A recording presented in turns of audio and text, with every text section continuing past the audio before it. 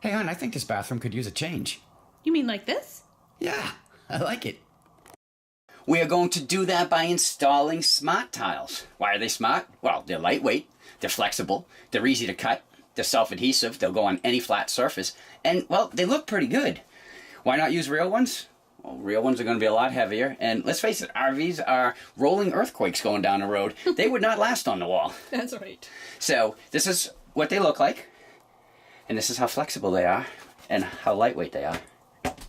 While Chuck is studying the tiles, I am going to take the items off the wall that are in our way.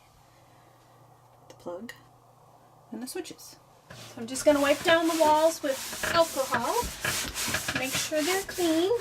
I'll just let you know, the GFCI that you see right there, not only are we not connected to shoreline, we shut the circuit breaker off and we popped it just to make sure we're safe. Just so you know, when you see these letters, ours were A through H. We weren't sure if it had something to do with the install process, so we got a hold of the company.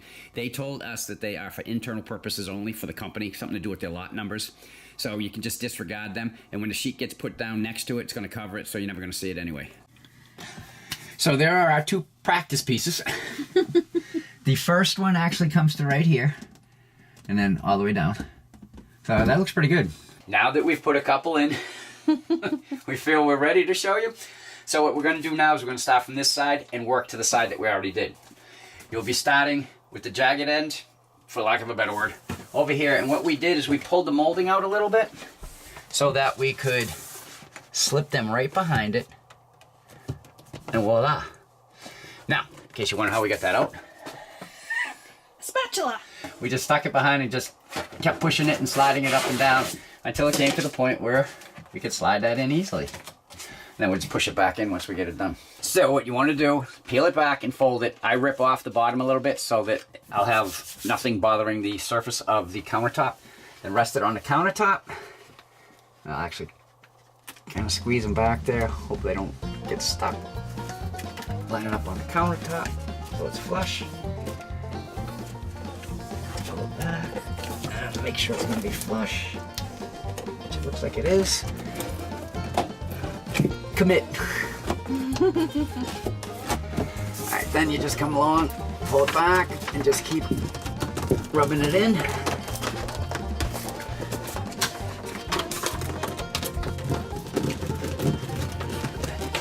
Once you get it started, it will just come right along. I think the hardest part is getting it started. Yeah, well, especially squeezing behind the mold.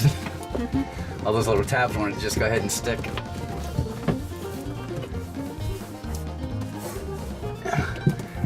Honey, look, I'm grouting. So now we're measuring where to cut the tiles for the outlet. Yeah. So because this cover's larger than the hole, that should be fine. A little bit of play. One cut there, and then come on the other side. Should be fine with one cut there. Now, how far are we gonna go? Right to here. All right, let's cut that out. Right here, right here, and right here. So I'm gonna start with this mark, come across to this mark.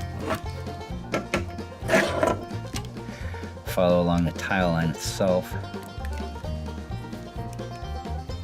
Oops, almost cut off too much.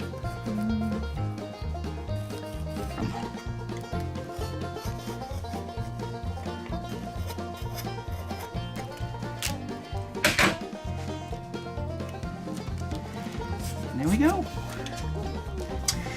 Now when you connect the two of these together, you have to overlap the grout or it just won't look right when it's done. So something similar to that. Try not to touch the adhesive too much.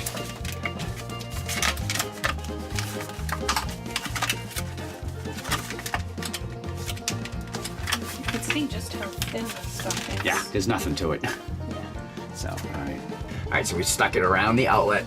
Now, get it flush on the countertop. And then bring it over. And try to line up the grout lines just right.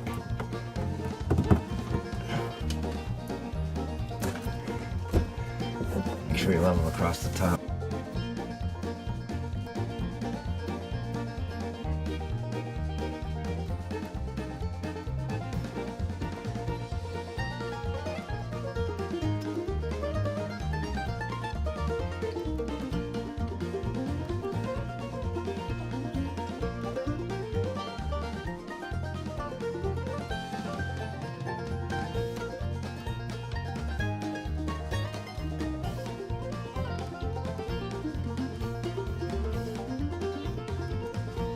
So we have to add a tiny little piece in here, even though it's going to be underneath the molding, to make up for this area here. So we need to cover this area because that'll be sticking out and then the molding will be over here.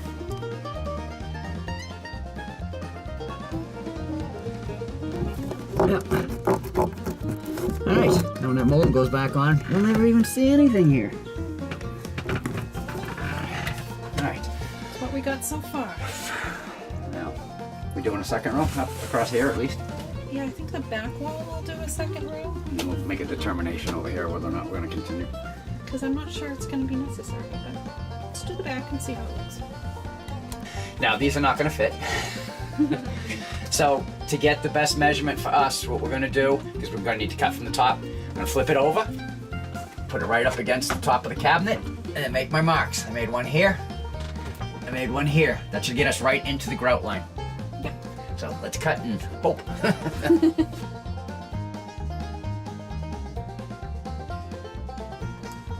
Cheryl's using her expertise because I've got aggravated.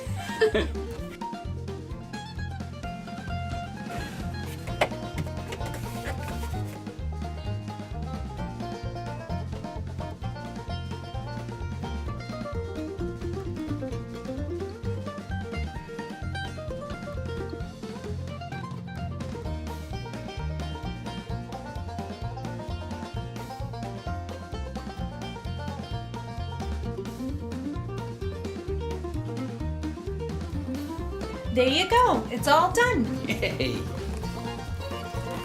Alright guys, let's show you the finished product. I gotta tell you, I am kind of impressed with the job that Cheryl and I did in here. It really made a big difference. Oh, and I'm sorry. Are you using the John? I was just sitting here enjoying our new bathroom. Looks great, huh? It does. I like how the tile complements the original border paper in here. It does. And I'm glad we didn't do the 2 rows here because I think it accents well off the full wall. Yeah, I agree with you on that. Oh, by the way, guys, we are now on Twitter and Instagram at GetGonewithUS. Yes, we are. And if you like this video, we'd appreciate a thumbs up. And don't forget to hit that subscribe button. It's been there the whole time. Pain-free. So from Get Gone With Us, I'm Cheryl, and my husband Chuck behind the camera. Yes, I am. The end.